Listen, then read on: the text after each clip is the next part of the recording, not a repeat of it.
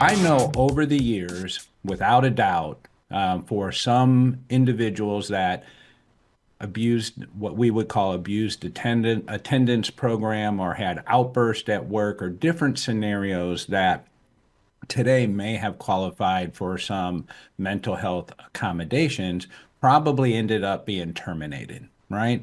So maybe they couldn't come to work and they had a point system, they had too many points and they were either stressed or whatever their scenario was. I don't know because we didn't talk about it. Then they would get, to the end of the line and then they get terminated. Now at the same time, people would come to work and they would say, "Hey, I have cancer and I have to receive treatment, or I have a disability, physical disability, and we would have accommodations physically made in the workplace where we spend lots of money to, have bathrooms enlarged so people can get in with wheelchairs. And this is before, ADA and some of the rules there. And we do lots of things to help people we know who are sick with a physical disability that we can see. Where does this line come together for people who have to make or should make or shouldn't make? I don't know, you tell me, the same accommodations for mental disability as they would for a physical disability. I think that's where the area gets really gray and hard to interpret. Yeah, so I think you're going back into history a little bit and talking about, you've been in the workplace a long Well, that time. was kind of my confession. I feel a little Yeah, better now that I've said that, okay? good, good. And I think sometimes if you just say it, Lene's given me some courage here. I feel a little bit better. I did that without consciousness of an awareness to the knowledge I have today. Well, that's good. I think a little history is in order because it seems like for everybody well, most people who are in the workplace these days, that the ADA, the Americans with Disabilities Act, has been around forever, and it hasn't. It was signed into law in 1990, so it's been around for what, by my quick math, that's 34 years, and so most people who are in the workplace today, not everyone, but the majority of workers, the Gen Z, the millennials, I forgot what our Many current of the Gen generation is. Xers, yeah, Yeah, the Gen Xers, in whatever our current what's the current generation we're in? Is that Gen Z? Alpha, Alpha. yeah, Thank you. All right. So, newest, you know, yeah.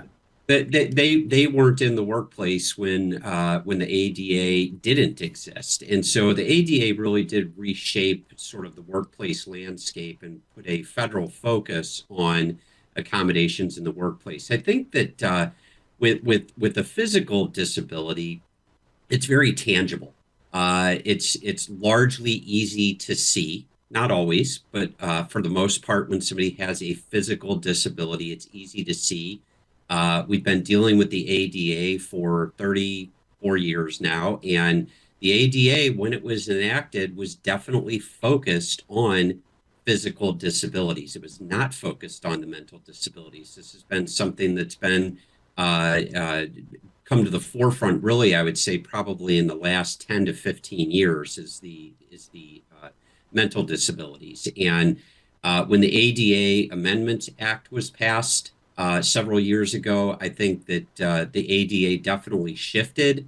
I joke and say that the ADA Amendments Act, stands for Assume Disability and Always Accommodate. And it made the threshold a lot easier for people to overcome to be classified as disabled under the law.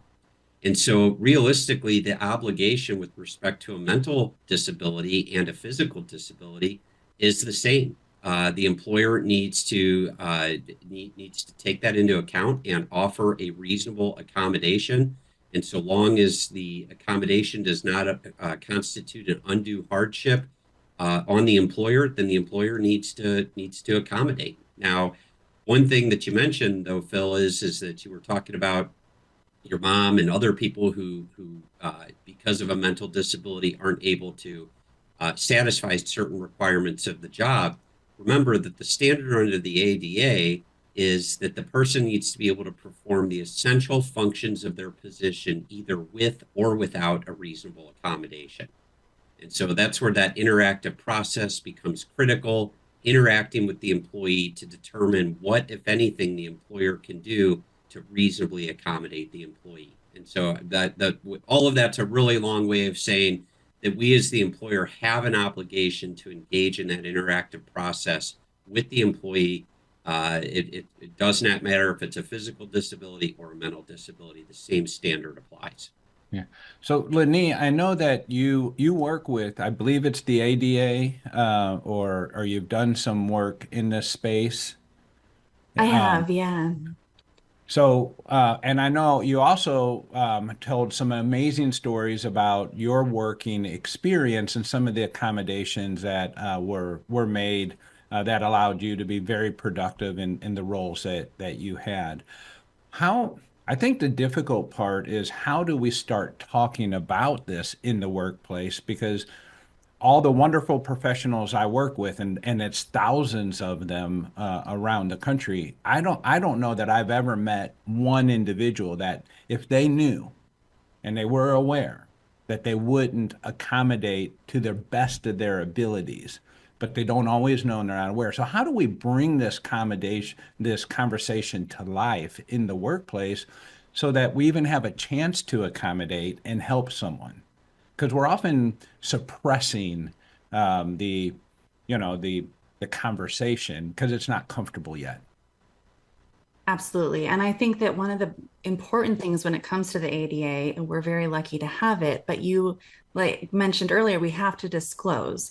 And if we are in a space where people don't feel safe talking about mental health, they don't feel safe talking, sharing that and disclosing, they can't qualify to get those accommodations. They can't get that support.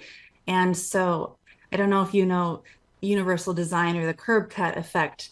Essentially with the curb cut, when it came to disabilities, when we developed this for physical disabilities, in the end, mothers with strollers or people, it helps everybody. And so if you think about it with mental health, if we create this culture where people feel safe, where we have practical ways of supporting people, then it helps everyone. And so for me, if we think about it going beyond just helping mental health, but we build in active listening. We have managers who know how to support their team and remember that everyone has individual strengths. Ask those questions about, have those difficult conversations to know why, you're struggling here. How can I help you? Whether it's an accommodation or a different way of just supporting someone.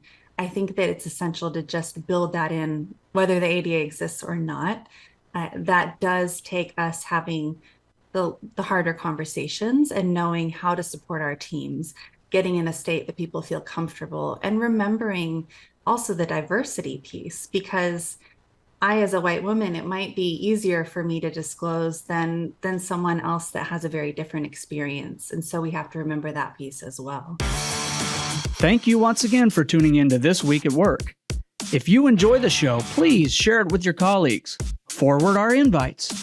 Share the link aimea.org/This Week at Work, or follow or subscribe wherever you get your news and entertainment, like LinkedIn, YouTube, Spotify, Apple Podcasts. We're everywhere you are.